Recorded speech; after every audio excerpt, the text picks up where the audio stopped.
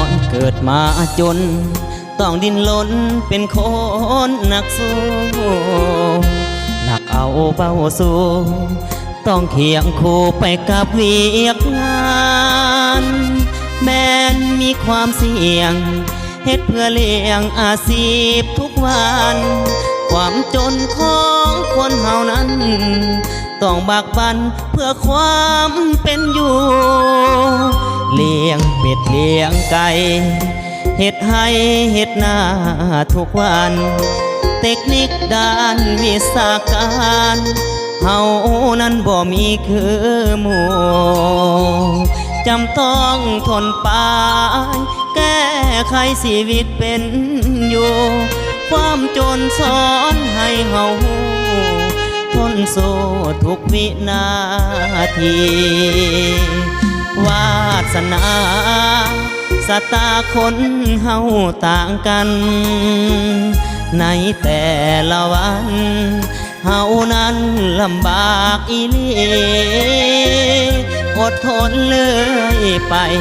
ภูมิใจในสิ่งที่มีความจนของคนเฮานี้บ่มีไผสิเลือกเองได้หากมีชาติหน้าขอเกิดมาเป็นคนร่ำรวยหลายสิ่งอำนวยร่ำรวยเงินทองดังมาทรัพย์สินทุกอย่างไล่ล่างเหลือกินเหลือใส่ข้าขอวิงวอนเทพไทยบันดาลให้สมดังใจปอง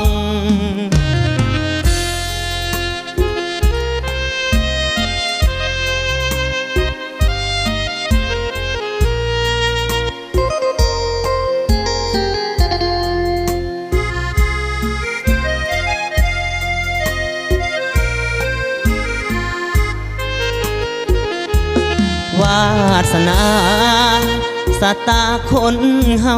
ต่างกันในแต่ละวันเฮานั้นลำบากอีหลีอดทนเลยไปภูมิใจในสิ่งที่มี